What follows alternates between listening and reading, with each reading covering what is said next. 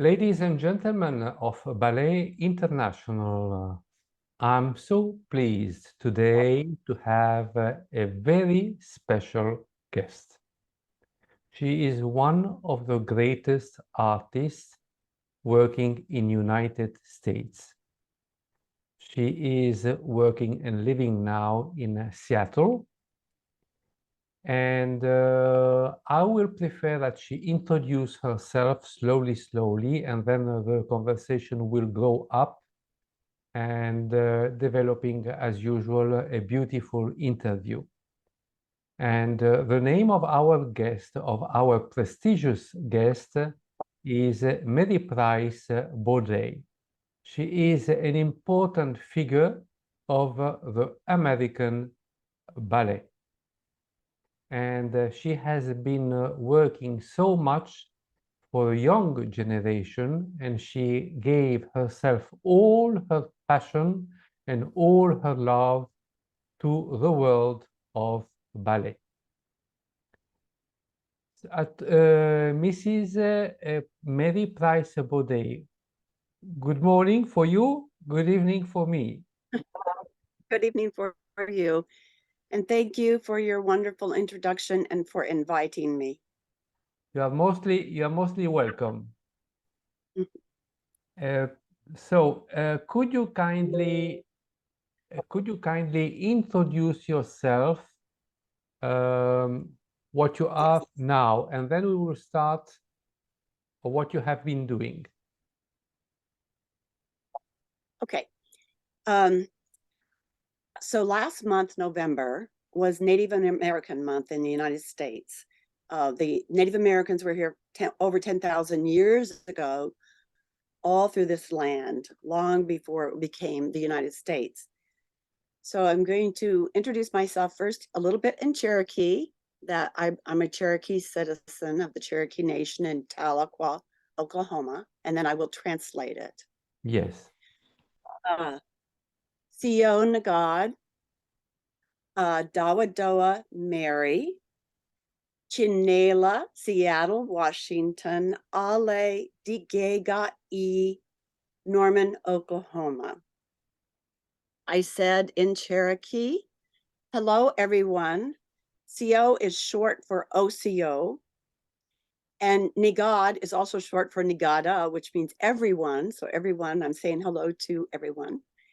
And Dawadoa is my name is, and then Mary, and you may call me Mary. And then Chinela means I live in Seattle, Washington. Ale means and then Digay means I am from Norman, Oklahoma. Oh, that is difficult. I have been learning it this is my third year. It's a very difficult language. Yes. I would have a great difficulties to learn such a language. You speak, I'm sure, 5 languages. Mrs. Mary, so how did you develop the art and the love of ballet when you were a child? Was it your own inspiration, or you had someone in your family, your father, your mother, who gave you the first input and they told you, why wouldn't you try to make some ballet classes? Yes. So I grew up in Norman, Oklahoma, and it's a small town at that time. It was only 36,000 people. It was basically rural in many ways, but we had the University of Oklahoma near there. So the town was basically around the university. Yes. And my mother loved art. She loved music. We had a record player, and she played records on the record player. So I heard music. I somehow knew very young, never having seen anything, that I wanted to dance. My father, he's the Cherokee citizen I inherit my citizenship from. and he would take us often to powwows.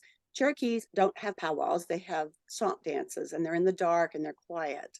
Yes. Whereas most of the tribes in this area have powwows, and they're quite elaborate. They have beautiful costumes, and the men do all the beautiful dancing. But I just didn't have an expression of what that would be yet.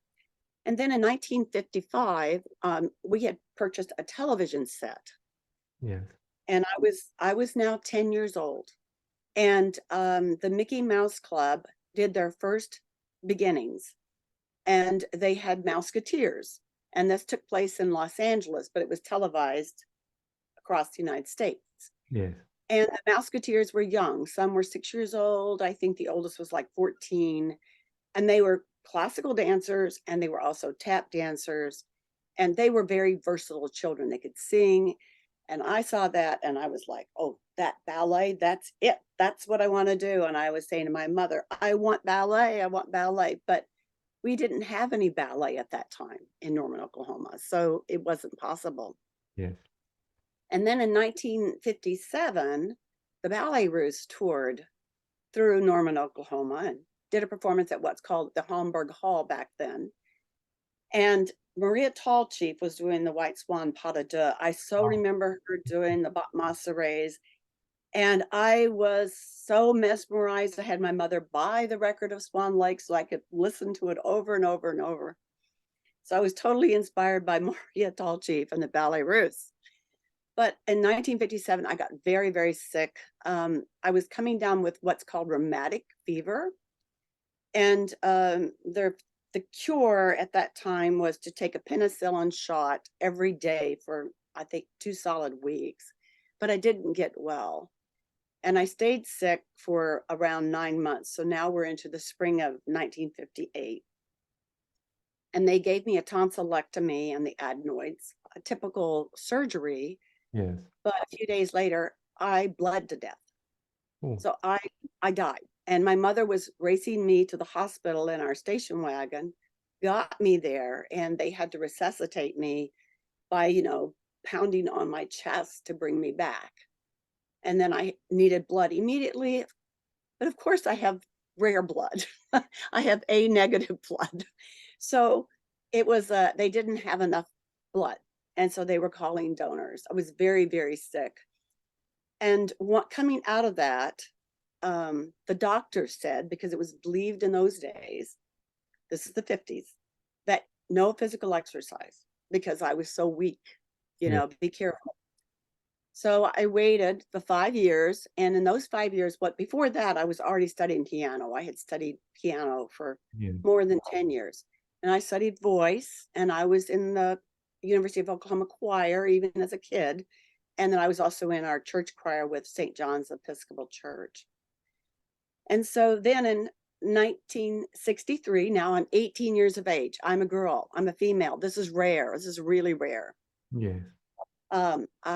I learned, and I knew that they had ballet classes now at the University of Oklahoma, taught by Yvonne Chateau and Miguel Tarakoff.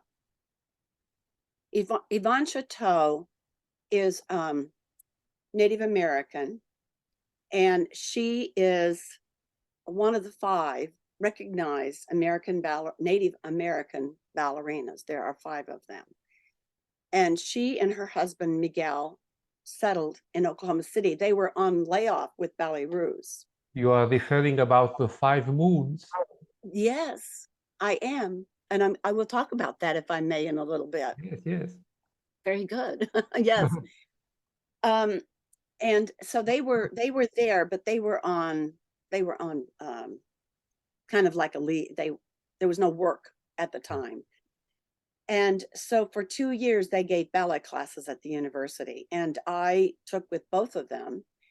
I still remember when I met Miguel Tarakoff. He was the one who said we had to line up. We didn't audition per se. And there's all these people in front of me, the girls, and they'd all studied 10 years. And I'm like, oh, I can't tell him I haven't studied. What am I going to say? So I said, oh, yes, I've been training about 7 years. And he didn't ask me where or anything, so I was fine. I got through it.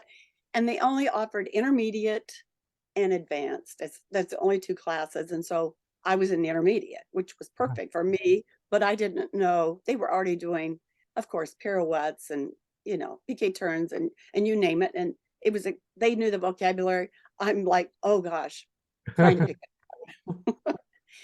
And then 2 years later, they made the decision to stay in Oklahoma. They had opened a school called the Oklahoma City Ballet Academy, Ballet, Oklahoma. Yes. And they started a dance major at the university. The whole fine arts, Department of Fine Arts, Yes. brought Miguel and Yvonne in, Yes. which was really revolutionary because he had had an eighth grade education. Mm. She was 14 when she was hired by Ballet Russe. She was a baby ballerina. And so that's very unusual because usually to teach at a university, you need credentials of degrees. Yes. And so I went to them and I said, I want to make my major ballet. And I had to speak with him first. And he was like, oh, that's not possible. You started too late. There's no hope. And I said, but I'd love to be a ballet teacher. I love it. Please let me be a ballet major. So he let me be a ballet major. And he was so kind in that they were both very kind to me. They let me take all the classes I wanted, So I enrolled in everything. I took the beginning classes because, I now was an intermediate student at this point, real one. But then the beginning classes, you go back and you teach and you learn even more. You learn constantly, are learning. So I probably took 5 dance classes a day. And we also had to take, of course, ballet choreography and character dance. But I don't remember the year, it was before 1967, I know that. He was teaching ballet choreography, and he sent us off with Borodin's music from Prince Igor, the Politvian dances. And he said, I want you to visualize this scene. And so he gives us the scene, and then I want you to go to the library and listen to the music because we didn't have cassette tapes or any of those things, or even reel-to-reels. Yes. Go listen to the music at the library and envision what you think this should be. So I went to the library and I listened to the music and I came back and everybody was getting up and dancing, and they were much better dancers than me because I'm still training. And so it was my turn, and I got up and I danced what I thought. And he was silent. He was so silent. And I thought, oh, and he goes, you danced almost the exact choreography. And I was like, really? I was like, what? How was that possible?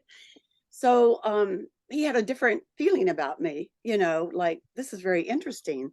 Yes. In 1967, I went to Jacob's Pillow, and Jacob's Pillow is in Lee, Massachusetts. Ted Shawn and Ruth St. Guinness founded the Pillow. It was a place for people to perform and also a summer study program. Yeah. And it was 9 weeks, and I had everything from ballet, I had modern, I had Spanish, I learned to play the castanets, I had character, we danced all day long, and I loved it. And fortunately, I was in a cabin with other ballet teachers and modern teachers, actually. And every day we'd come back and they would be writing in a notebook all the combinations from all the classes. And Wow. I was like, oh, well, that's interesting. And so I thought, I got myself a notebook and I started writing all my classes out with them. And that was an incredible exercise. I mean, I learned so much more. And they did it because they go back to their studios and wherever they came from and teach. And this gave them stuff to teach, I suppose, more stuff to teach. But for me, it broadened my understanding of what I was trying to learn. So I came back to the school, to university. I'm in my last year of training there. And I was up and we had a small studio and you could go up there and practice. And I was always practicing. And I was up there one day, I would bring anybody up to that small studio and teach them what I had learned. I had my notebook out and I had people with me, and they were all like learning what I had learned. And Yvonne Chateau walked in, Miss Chateau, and she said, "Oh, hi, Mary." And I said, "Oh, I'm sorry. If you need the studio, we'll excuse ourselves." She says, "No, no, no. I'm just going to be using the bar over here and warming myself up, but you're certainly welcome. Please continue." So I continued. And then a little later, Mr. Tarakoff You, called. did you feel a little bit embarrassed while she was Yes, warming up and you were yes, giving class? yes, I was nervous. And then later that day, Mr. Tarakoff called me to his office and he said, "My wife, she tells me that you're a very, very good teacher." And I was like, "Really?" And he said, "Would you teach at our academy in Oklahoma City?" And this Wow. after I went to school all day. I drive to Oklahoma City. And I said I would be honored to do that. And so I was on their faculty. And that was that was the beginning of the Oklahoma City Ballet, what it is today. What a chance. It's a great opportunity. And I learned even more and more. So when I finished and I received my degree in 1968, I still knew I wasn't advanced enough. I had to learn more. And he really said, "I just don't think you have any chance of ever dancing professionally." He said, "But I don't know, but I don't think you do." But I said, "But I have to train more because if I am become a teacher, I need to know what it's like to go to New York City, to do what the other dancers have to do to become dancers. I need to understand what it's all about." And he thought that was a good plan. So that summer, that was 1968, I did go to New York City and I enrolled in the Martha Graham School. And that is a very strong dance technique, Mm. very core centered, very strong technique. I highly recommend it to anybody. It was a great technique. And I also had thought perhaps I was going to be a modern dancer, never a ballet dancer. I just didn't know. And so I wanted to learn everything. And then I took that course the whole month of June. And then I went to Connecticut College where Jose Limon was in residence teaching with his company. And he selected me to dance in one of his works. So that was quite the honor. And Jennifer Muller was one of his company members, and she recommended that I contact the Juilliard School. Now, I had already graduated from college, but I went up to the school and I introduced myself to Martha Hill. And she said, "Well, I'll send you up to have an audition with Betty Jones, company member with Jose Limon." So I went up and I took the class and she brought me down and she said, yes, she should be in the advanced class. And yes, please accept her. So they gave me a scholarship to go to the Juilliard School. And I was continuing my training at American Ballet Theater, any place. I was always trying out different places and dancing. I went back to OU in the fall of 69 to get a master's degree because they just created the master's degree in dance. And I figured that I needed that master's degree in order to perhaps teach at a university someday, but I wasn't going to be doing that right away. But I thought I needed it. And they gave me what's called a graduate assistantship. Yes. And that means I teach classes at the university and I train. And so that's what I did. In 9 months, I created my own dance company. I toured my company. We had big performance at it was then the Rupel Jones Theater. It's now the Brackett Theater. So I learned a lot about running a company, costuming in a company, getting my lighting designer, doing all of those parts. So, but during that year, there was a young man, his name was Daryl Barnett. And he reminds me so much of the young man that you interviewed. And I've written his name down. Oh, yes, Kamal, Singh. You just recently interviewed him, the young boy from India. Oh, yes. Kamal Singh. Yes. Yeah, yes. He reminded me of him. It was like he was just totally born to dance. I mean, he had the feet, All you did was give him information. It was like he was already ready to go. So I privately taught him every single day, even on Sundays. And we went to New York together, back to New York in 70, right after, in the late summer of 70. And he started dancing professionally immediately with all that, just that training. I mean, that was just amazing. And he never believed that he would ever be good enough to dance, but he Yeah. was born, I mean, he was born to do it. He got into the Harkness Ballet. The first companies I got into when I got to New York City that year was I was hired by the Leonard Fowler Ballet Company. Now, I'd never heard of Leonard Fowler, but he had a ballet company up on Lexington Avenue and 86th Street. And we were paid a salary, and our point shoes were made over in Brooklyn. And so it was a lovely ballet company. We worked very hard, had a lot of performances, Mm. but I kept thinking, I think I'm supposed to be a modern dancer. I'm really not so sure what I'm supposed to be, Yeah. because back in those early days, you had ballet and then you had modern. They weren't together like they are today. Yes, They yes, were two separate genres. yes. And so I got also into, right after his company, I was hired by Pearl Lang Dance Company. She was a principal dancer with Martha Graham. I got into the Mary Anthony Dance Theater Company. Yes. I got into Larry Richardson's dance company, another Graham person. Yes. I got into Richard Gain and Richard Kutch and Sophie Maslow Dance Company. And so you say, how did you do that? Well, you dance with all the companies at the same time to make enough money. So once I left Leonard Fowler Ballet, which was all day long, every day, the other companies worked with each other so that all the us dancers would be able to rehearse, and they would coordinate the seasons. And so we were not paid for rehearsal pay. We Yeah. were only paid to perform. Mm. And everybody worked with everybody. And I was taking classes that time with Maggie Black. She was the ballet guru, Gelsey Kirkland. Most of New York City Ballet was training with Maggie Black, so also Joffrey Ballet and Yeah. Harkness Ballet with Maggie Black. All important companies. Very important companies, great people to be in class with.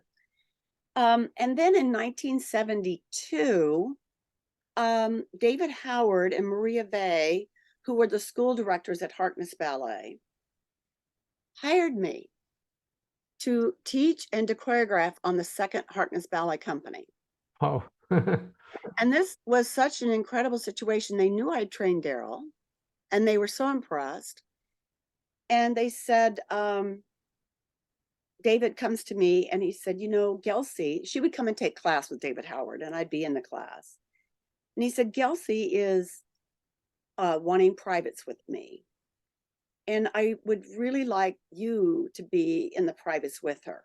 That way you'll learn this methodology. So I'm Mm. going to back up just a hair. Harkness Ballet, when they started, they've always had incredible dancers. But at one point, Rebecca Harkness, it was in the 60s, purchased the Joanna Nealon technique, which is not a ballet technique. Mm. It is a principles of movement. Mm. So say, for example, you don't pull up, you press your energy down and your body just rises. Yes. You know, it's different principles of movement. Yes. And David, everybody in the whole Harkness Ballet School, all the faculty were trained in it. So David wanted me to be trained in it and to know it. And so I'm taking ballet class. We had 2 and 3 hour ballet classes with either John Anderson playing, Joe Gobleski, John Childs, incredible music for, 2 to 3 hours of David's time in our own private studio. And I learned so much and I improved so incredibly that in 1974, Joel Schnee, who was taking over the St. Gallen Ballet, he'd been in Sweden, was looking for American dancers. And he asked me if he could come and see me somewhere. So I invited him to Harkness. And so he saw me teach ballet. He saw me teach modern. He saw me teach point. He saw me take class, and he pulls me into our canteen that we had at Harkness Ballet. And he says, I'd like you to be a ballet mistress and a soloist with a group. So you do soloist parts and group parts for the St. Gallen Ballet. Wow. And I'm like, oh, really? Really? And the crazy thing is I had a boyfriend, Les Boday, who was supposedly going to do dance with Rick Kohlberg. And he said, I'll hire him too, because he saw him. Les could do like 9 pirouettes, no problem, and stop on releve. So he says, I'll hire him too. So before we left to go to Europe, we signed the contract to go. I went back to Oklahoma to take classes with Miguel and Yvonne. And Mr. Cherokee was he couldn't believe it. He was like, I can't believe it. I did not ever believe that you would be this, but you have become that dancer. And so that was quite the inspiration for me. It was a great challenge for you, all these, adventures here you had. Well, and you know what? I wrote down everybody's choreography. Yes. I wrote down all my classes. I have notebooks that take up file drawers of Yes. all these classes, and I can tell you who taught it on what day. It's all written out. And it's such a great resource because, teachers sometimes, you get in a rut. Yes. And you go back, oh, yes, I've been doing too much of that. I should do this. Yeah. And then I auditioned. Well, it turns out because I could do Graham and I could do classical ballet, Jörg Bert, who was at that time in Cologne Tanz Forum, was taking a position at the Zurich Ballet. And he said, I need you in Zurich. I'll hire you and Les to come to Zurich. So we went to Zurich Ballet. And so it was both ballet, classical ballet, and Martha Graham, which I loved. I was so happy. And so I was teaching from like 19 what? I'm trying to remember back because I've been teaching over 50 years. But you're teaching as you grow as a teacher. But Yes. I can say after those experiences, I had grown so much as a teacher. Yes. And then in 1976, I decided to still dance, but not do it as a profession anymore, to go and start teaching at a university or something. And so I found a job at the University of Illinois and the National Academy of Dance, where I met Constance Lee Schurer, who was an incredible dance student, more than a dance student. And so that was an incredible place to be. Michael Ma, Lupe Serrano, Tony Valdor.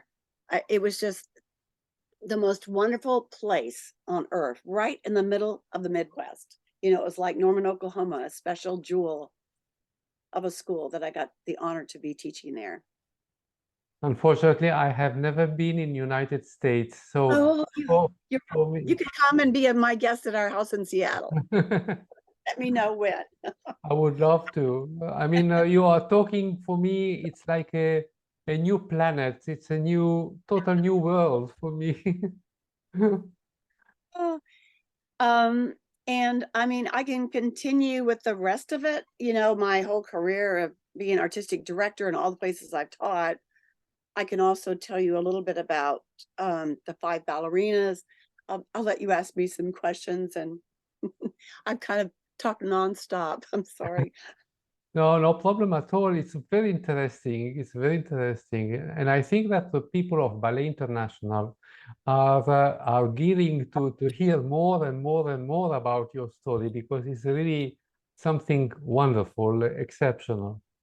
So if I may ask, Mrs. Mary, when you were taking notes about the steps of the ballet class, were you writing the steps on your own way, or you were using a sort of a Laban notation or Benesch system? Yeah. Or... No, I didn't know lab notation or Benesch at the time. I created my own way of seeing them, but I'm very explicit Yes. about the tempo, I play the piano, Yes. the tempo and preparation and the music that goes with it. And Yes. yes, very, Oh, very, for you, it was easy to find yourself, with all the exercises that you were giving. yes, I can look back and know what I was doing. Yes. I And what I think was I think if someone else would read your copybook, your notation, maybe they would not be able to not understand. had an easy time. As I was teaching pedagogy students at the Oklahoma City University, Mhm. and I made them write down their classes. And they didn't have any notation either. And I taught them how to be very clear, Yeah. how to write them out. And you can write it in such a way that anyone can pick it up that Yes. knows the vocabulary of ballet Yes. and be able to do it. You can say, face corner one, right Yeah. foot front, and preparation, and you're gonna, exactly explicit how you want that développé croisé devant to Yeah. go and to brush through into first air Yeah. basque. Yeah. When you started learning ballet, was the technique based on Cecchetti method or the Vaganova method or something mixed? Um, it was very mixed, and a lot of America is that way. Yvonne did have Cecchetti in her background, but she had also School of American Ballet with, Yes. Joy Ballet School. Yes. Miguel was Russian. It turns out his father was Ukrainian, and his father actually had been a dancer in Ukraine, but he never knew it until he became a dancer. Mm. It's just very interesting. But um, so it was sort of a mix, and everybody I took from it was a mix. So I would even say to my students, when you go in that class, you have to be able, you have to do what they tell you to do. Yes. You don't say, no, it's not like that. My teacher says, don't you ever say that. I said, you're learning, and you after all your years with all the different teachers that you've had will put together something. You may some people choose to do, say, the RAD exams or the Cecchetti Yeah. exams or whatever. That's fine. Yes. But you have to be the clay, Yes. and you're learning, and the more you can learn, the better. Yes. And how were your teachers in ballet? Were they tough? Were they severe? Were they very demanding during class? Or they were, explaining the things two, three times again in case you wouldn't understand? Oh, no, Or no, they didn't explain it again. We just Mhm. That's why I really had to break everything. I broke every step down. In fact, my husband believes that's why I became a very good teacher, because when you've broken it down to that point, you really understand everything. Yes, But I figured it out, and then when I go and take a beginning class, then I really figure it out. It's brought more stuff. It made it make more sense.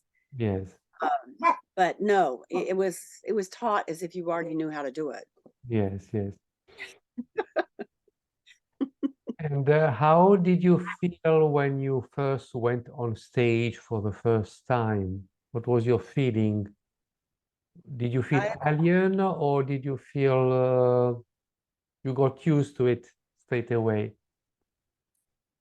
um I was very nervous. And as I got better as a dancer, we performed even when I was not as good as I could be. Yeah. This at the university. Mm. But as I performed more and got better, I was always like in the wings, really nervous. And then you get out in the first um few minutes, you kind of work that out because it's a Yes. physical. Whereas when I studied voice, you would never know I studied voice now. I think I've trashed my voice teaching so much. But with voice, you're just standing there and there's a whole audience and that's it. It's just you and your voice. And I would get really nervous. And then also playing the piano, I really don't like to perform on the piano at all. Mm. It makes me very nervous and my hands will shake and I'm like, but dancing, you know, especially if you get to do a allegro at the beginning or do something where you're moving, not an adagio to start off with, but something where you're moving, it gets, you get through that and you can Yeah. continue. So it takes off all the stress once you are on stage. But I always was nervous before, always. Yeah. And I'm more nervous about the possibilities of things that can happen. Yes.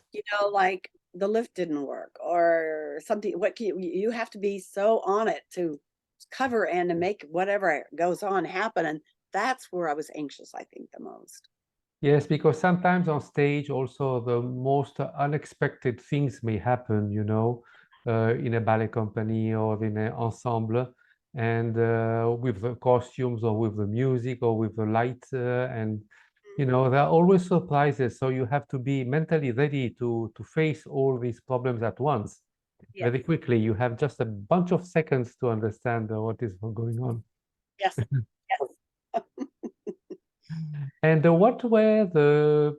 when you were doing class or maybe audition, what were the enchaînements or the movements that you were more familiar with, and what were the movements and the enchaînements that you were a little bit, worried because you knew that you had some technical difficulties, in getting the full thing correctly?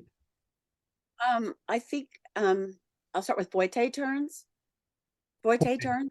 Yes, Because I didn't do those when I was young, and I was very intimidated by them. I think it was yes, David Howard who got me through that yes, because it was my approach yes, of I was taking the turn out of the turn. I It was like every time you're coming around, I would actually put the brakes on in my back, and that would yes, slow me down. So yes, after we got through that, that was very helpful. Some of the petite allegros, especially cabriole to the side. I yes, didn't like cabriole to the side. Back, fine, not the side. And maybe in the beginning, the brise volée, but that became easier because, again, the method that they would teach at Harkness yes, made your petit allegro so much easier. yes. Um, form. And what about the diagonals, like, the déboulé turns and, uh, All the different pirouettes and things like yeah, that. yeah, yeah, Yeah, yeah. I I, I always I always would just go, I'm going for it yes, and just tackle it. I mean, I was nervous about it, but I found if you let that rule you and you hold back because it's holding you back, you won't. You just got to have the guts and do it. yes, yes, I don't know if that's what other dancers who've had the opportunity to train all their lives yes, have. For me too, I could never take more than one day off a week. I didn't. My body wasn't molded, from a child. yes, It yes, was later, but it was molded. yes, But still, I couldn't afford to yes, take off, and I didn't want to take off because it was such a dream. yes. Yeah, well, I think you were the type of a dancer that would work every day, no stop. It was. And if for any reason it was a Christmas break and there wasn't a class and I couldn't go get a class, I gave myself a class wherever, in whatever room. I always gave myself a class. So, what is your opinion as a teacher when you first saw Mrs. Costanza Lee Schroeder in class?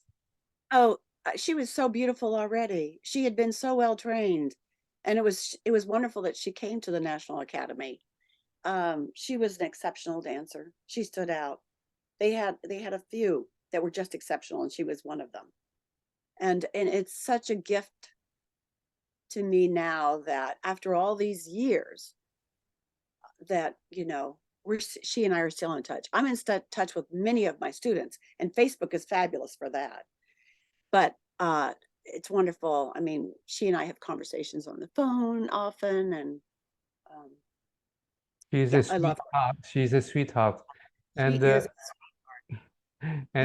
it is thanks to Mrs. Costanza Lee Schroeder that today we organize an interview with you, And I'm very appreciative of that. because Thank you. she is a sweet angel. She is.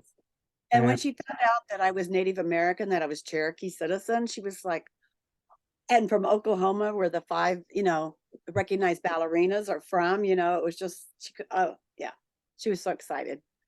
Yeah. And you worked only in Switzerland, in Europe, or you worked in other places? No, I just, I would take classes like in Venice. They had Russian people come in and teach. I would Yeah. take there when I was on break. But Yeah. we danced like in one spot. Everybody else came to see us. We Yes. didn't tour very much. Yes. We were pretty much in one spot. Yes, And and how much time did you stay in Switzerland? just 2 years. 2 years. 2 years. And I was already in my 30s. At Harkness, they thought I was 17 and I was 27. Everybody thought I was young, and I just left it that way. And most people didn't know I'd been to the university, and I left it that way, because girls don't usually make it professionally if they start at 18. It's very difficult, it's very difficult to reach the good. Yes. And Melissa Hayden was one. She started late, Yes. but it's very difficult. Yes.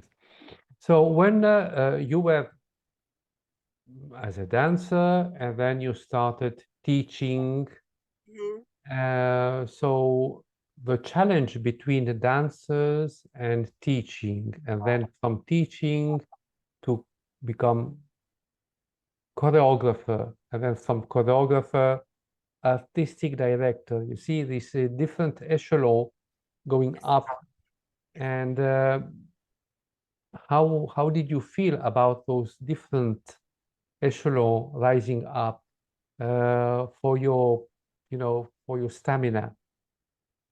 I actually embraced it pretty much because having done my master's degree, having my own dance company, I choreographed the entire concert, a full evening of works. And having danced with the various different companies and having written down all the different patterns and different things that I observed Yes. with dancers and you experience them, um, it it it came more easily because of that. Yes. So I was fine teaching gram technique, ballet technique. I'd also learned the Pilates mat exercises from at Mary Anthony's. She had worked with Joe Pilates in 1948 after a back injury. And so he, in those days, he wasn't about trying to make money. He was trying to help people dance. I mean, it was George Balanchine's dancers who found him first. Yes. And dancers then all wanted him. He wasn't training dancers before. He was training people with injuries and people they needed some help physically. Yes. And so he was a very giving man. And he gave Mary Anthony the Pilates mat exercises to train in her school. And she trained me, and I loved them. They were great. So that was the only other thing that I added. So if I were when I was teaching, I would teach of an assortment of different things, point work, variations, pas de deux, choreography. I restaged Swan Lake and Sleeping Beauty. Those were two big ones in Capella. But of course did Nutcracker, but everybody in America has done a version of Nutcracker that's sort of their own. There's so many different versions in Yes. this country. Yeah, And I really enjoyed teaching, and I enjoyed sharing with dancers. I think one of the things I ran into that I don't know how to say this in a really clear way, but so many people have been told they'll never dance, yes. or they'll never do, oh, you don't have enough talent for this, whatever it is. Yes. And I'd say, well, how do you know that? Yes. How do you really know that? You don't know that unless you've given it 1,000%. If that's something that is telling you that you want to do and you can do it, you have the ability to get to New York, or you have the ability to find a way. Yes. Yes. Then you won't know until you try. Yes. You have to try. You have to launch yourself. You have to. Yes. You have to do that, because if you don't, you're just accepting somebody telling you you can't do it. So I'm a real believer of that. So Now, when dancers I want am to hurt launching, themselves, I'm right there with them to help them. now I am launching myself into a new project, but I don't know where it's going to go Okay. and in which country. But I'm talking to you about this project. Okay. You know that many ballet companies, they do auditions every year and they choose the best of the best dancers with wonderful technique, wonderful tour à la seconde. Mm. They must be really perfect, like Barishnikov, like Daniil Simkin, and they put aside a big bunch of dancers who technically are good, but they are not perfect. No one's perfect. No one is perfect. We all need to work. Yeah. So my dream would be one day to create a not a big one, but a small one, a ballet company with all the dancers who have been refused, have been rejected from the biggest company. Because I am sure that by giving the right chance at the right time with the right people and the right teachers, they will still grow up their technique. You are so correct, and I believe in that.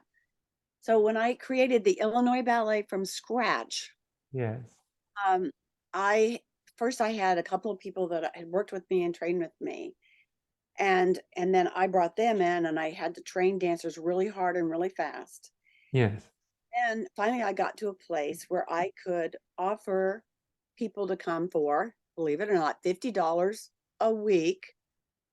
It's not very much money. Plus, they would teach in our school and they would train. And they were the ones who couldn't get into a company. They were not, they had not made that final place. And yes.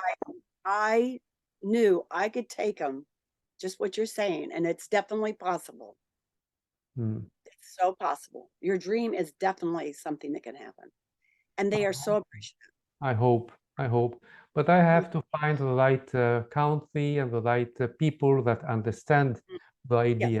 Because here in Europe, it's very difficult, you know. Everything is based on high financial degrees, and you have to be really highly qualified for that. And but you Mhm. know, I give hope to my dreams, and sometimes dreams may become reality. You know, you never know. You probably would be starting with a school. Yes. And because that's even what Balanchine did. You start with the school, Mm. and you start with the school, and you start training your dancers, and then you bring in teachers that are young that can dance, and you build it up, and then you go into that next phase, Yes. and then you keep going for grants, and you keep going for people to donate money. We got lots of donations, Yes. and Illinois Arts Council donated to us. So But this is it, the it's all, difference, is that in United States, you have a lot of people who donate to schools, to ballet companies, to it's dancers. it's But in very Europe, much. this, It's from the state. Yeah. mm, Destroyer, the taxes. yes, Yes. It's very different. very different. It's a I different mentality. Mm. but even here, if you want to dance with Pacific Northwest Ballet, for example, which is a company of it's not 50. Zurich, when I danced with Zurich, we were 50. I want to say 34 or 42, somewhere in there. Yes, And then, or San Francisco Ballet, which are big companies. I mean, they're big, incredible companies. They have a style. yes, Must come in pretty much through their school, especially if you're a girl. yes, So you've come and you've done their summer programs, and then they invite you to stay, and then you end up doing your high school work, um, you know, at the same time you're training, and yes, then you your way to apprenticeship, and then hopefully you get in the company that way. Guys, it's a little bit different.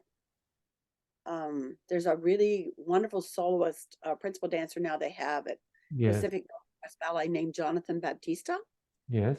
He danced with Oklahoma City Ballet as a principal dancer and then got hired as a soloist with Pacific Yeah. Northwest Ballet and moved up to principal within 1 year. That's Yeah. rare. He is phenomenal, but Mm. it's just it's harder these days. I Well, think you have very good dancers in the United States. You have very good dancers. we have very good dancers, and that wasn't the way it was when I was young. It's changed a lot.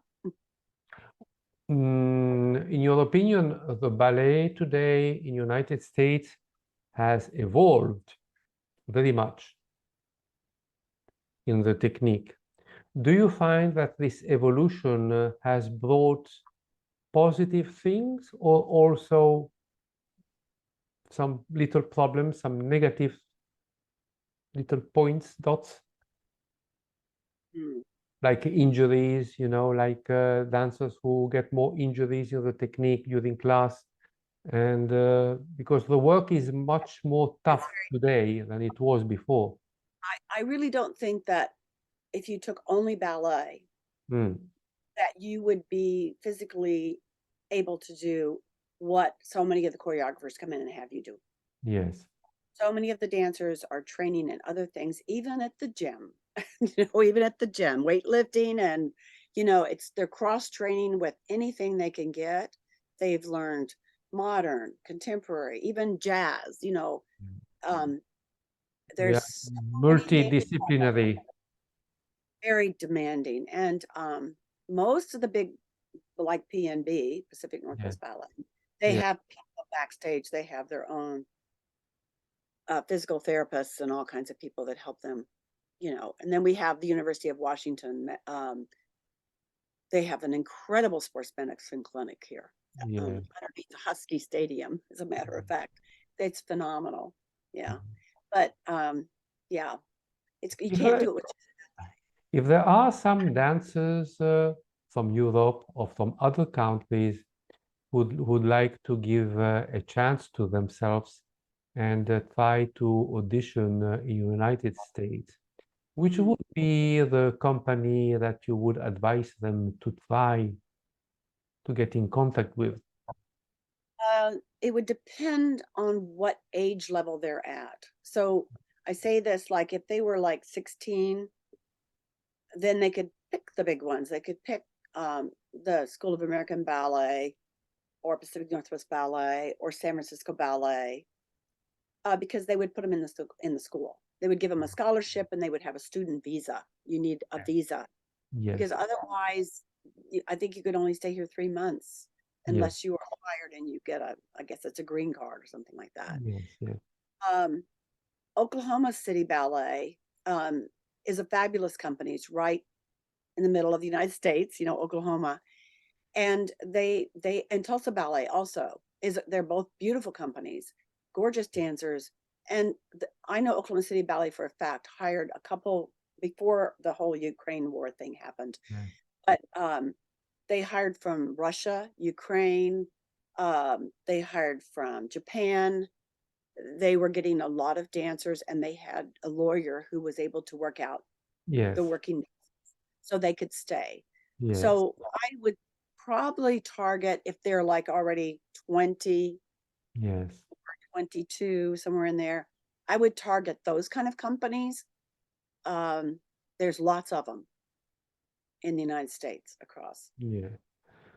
Well, this gives some hope to some dancers if they want to have a try. Mhm. And I just wanted to make a question that I lost it somewhere in my brain. It's okay. I do that all the time.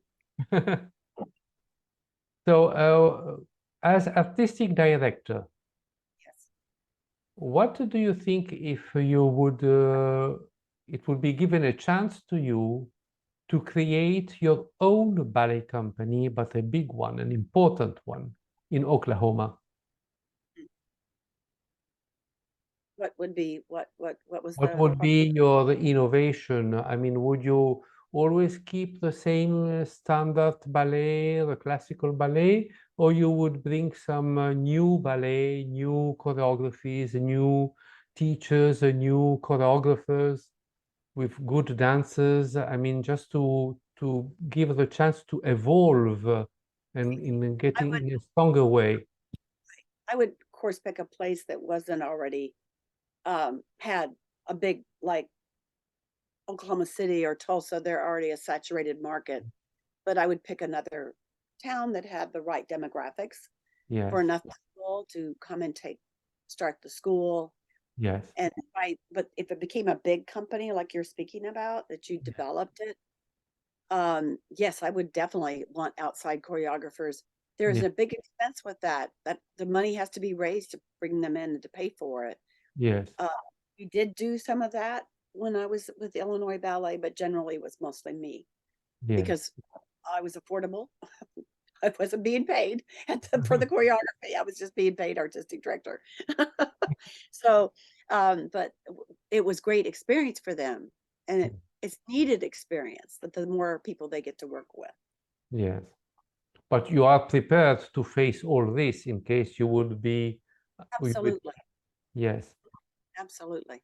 And And what like is, it's important to choreograph around the dancers that you have at that time, yes, whoever that. yes. And when you hire a new ballet teacher, what do you look beside the technique? How the teacher explain, how is the charisma, how is the love of dance, or you just take it because they tell you, you see that they have only technique? Oh, no, no, no, because some people who have technique cannot teach it. Hmm. They don't have a way of, they don't know how to express how to teach it.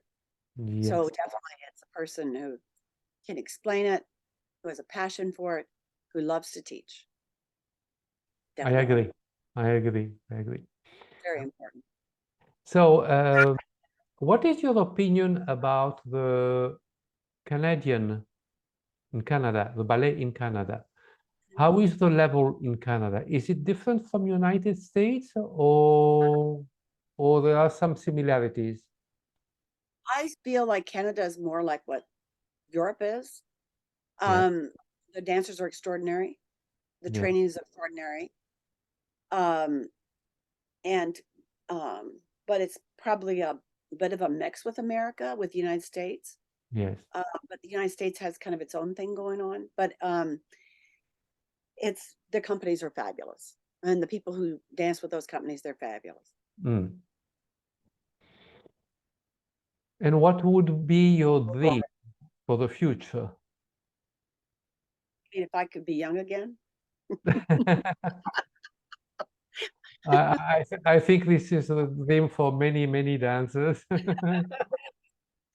Well, if I were, I'm 77 years old, and you know, it's I'm not going to be doing what I've done before. I just don't have as much energy as I did.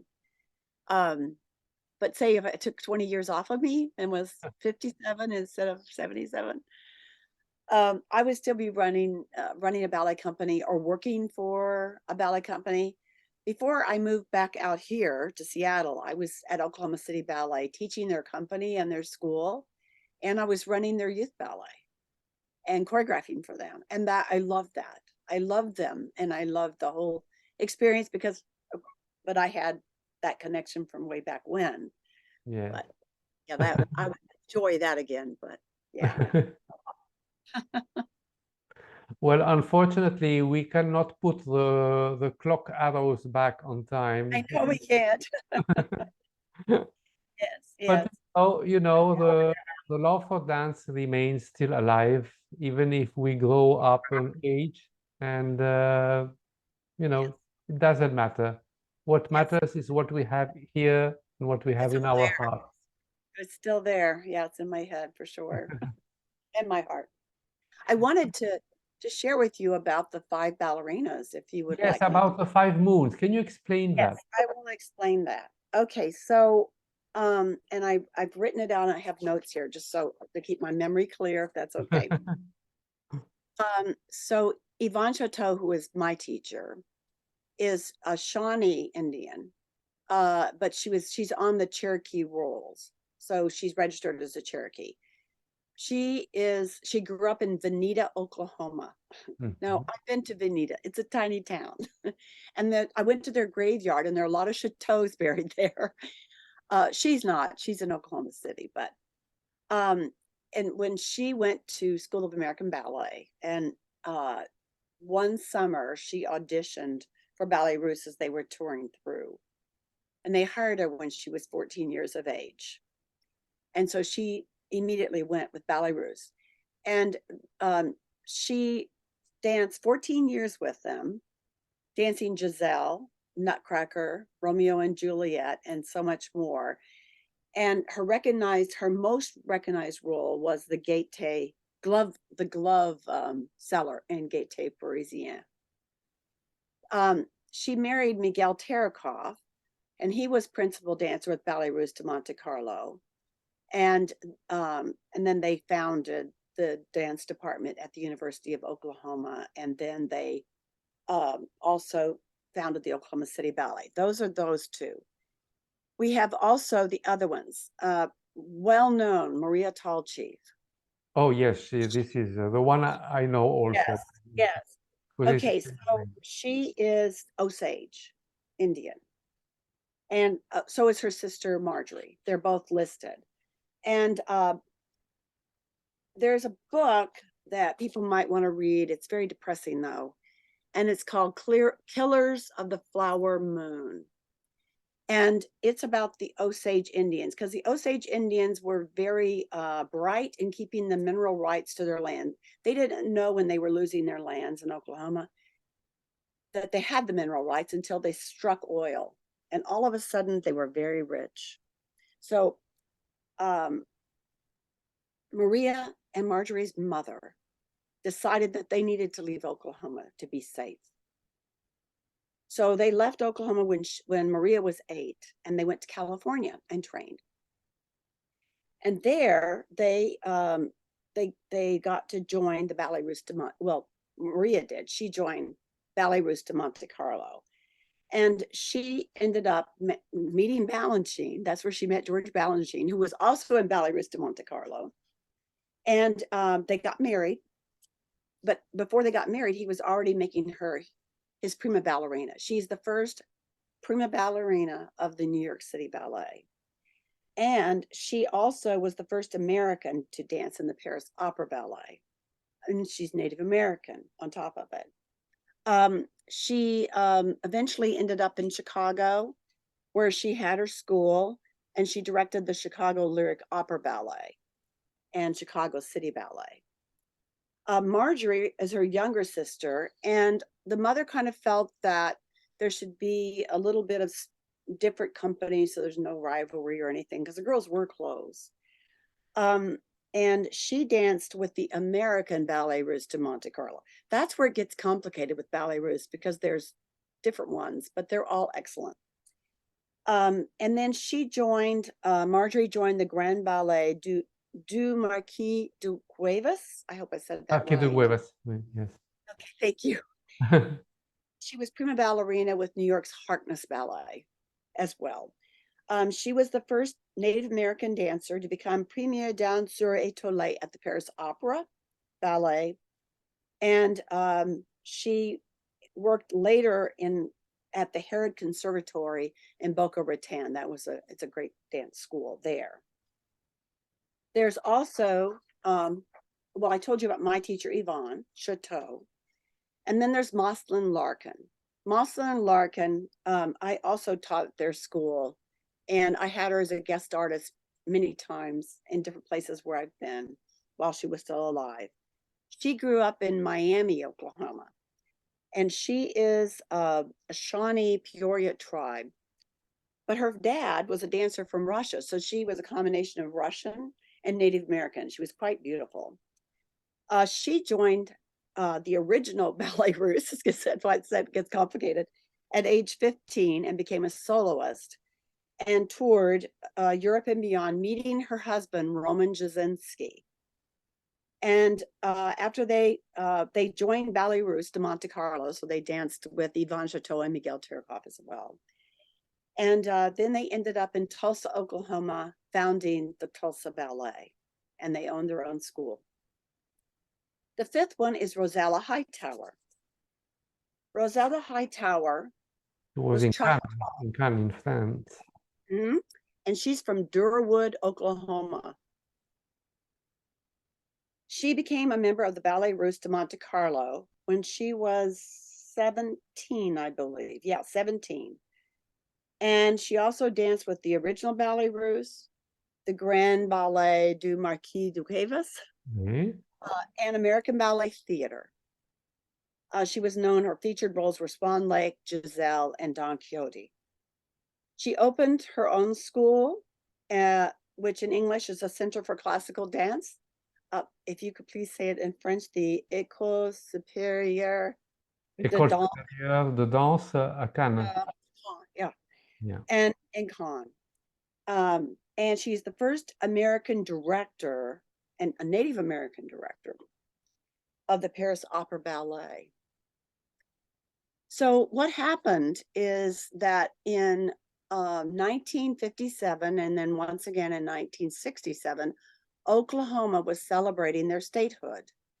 They became a state in 1907, and they had what's called the Oklahoma Indian Ballerina Festivals to celebrate the 50th and 60th anniversaries of Oklahoma statehood. So once in 57, again in 67. I saw both of them. The Cherokee composer of the music is also Native American. He's Cherokee, and his name is Louis Ballard Sr. And the reason that his music is called The Four Moons is because when they did the piece, Maria Tallchief had retired, so there were only 4 moons dancing. So the music, he called it the music The Four Moons. Oklahoma Native American artist Jerome Tiger, who is Muskogee and Seminole Indian, created a painting for the program cover. Mike Larson, Chickasaw painter, depicted the 5 moons in a mural in the state capitol rotunda. So if you go to Oklahoma City and you go to the state capitol, you go to the rotunda, it's called Flight of Spirit, and that was introduced in 1991. And in 1997, the ballerinas were named the Oklahoma Cultural Treasures. And in 2007, there was a bronze sculpture of the 5 moons by an artist named Gary Henson, which was unveiled at the Tulsa Historical Society. And now this year, coming up in 23, we're going to have a silver dollar that is a gold dollar celebrating all 5 ballerinas. Wow. I can't wait to get one of those. And I want to say that I thank my father, Maxie Edward Price, to take me for those powwows and for, including me in the culture. I talked to the artists of this work behind me. It is beads. All that you're seeing there is all made in beads. And it's called We the People, Life on Turtle Island by Andrea Tidwell. Andrea Tidwell is on Facebook, and she sells all kinds of beautiful artwork. She did this piece in 2021 and entered into a Cherokee Nation art show they have every year. And she won Best in Show. And then she won numerous other awards. And it was also featured in the Oklahoma Travel Guide. So I thought it would be a fitting background today for our interview. Yeah. And so thank Andrea Tidwell for that. It's a beautiful background you have. It's the creation story. So yeah, it's beautiful. Yeah. And so since COVID hit, we were all indoors, and I started training in piano again by Zoom. I started studying the Cherokee language from a treasured first language speaker, Alice Wilder. I also studied with Ed Fields in Cherokee. So I'm now my third year of learning the language. And I'm vice president of our organization. We're an at-large community here in Washington, and it's called the Cherokee Community of Puget Sound. Wow. And we are under the umbrella of the Cherokee Nation in Tahlequah, Oklahoma.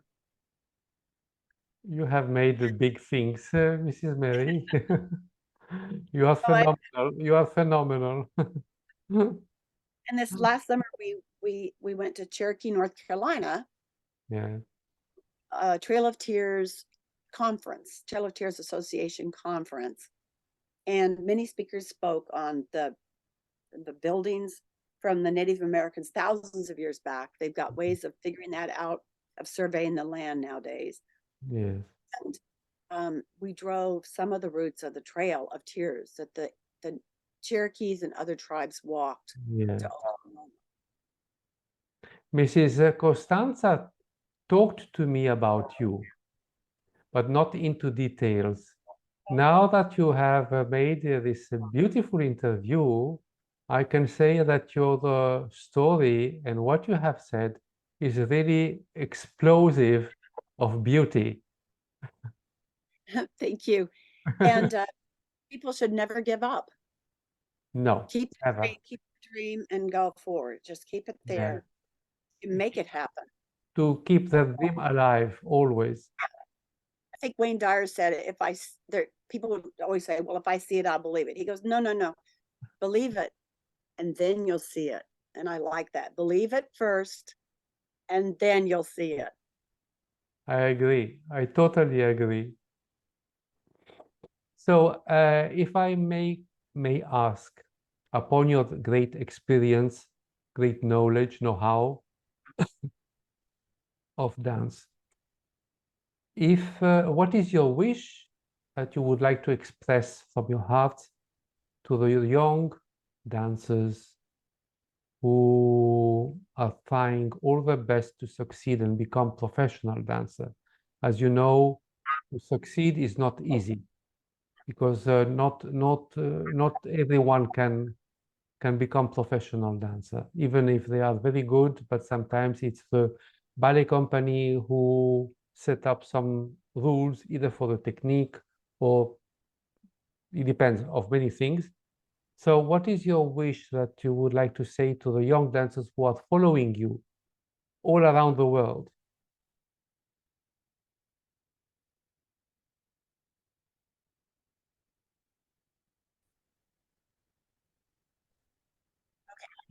Okay. I would say preparation meets opportunity.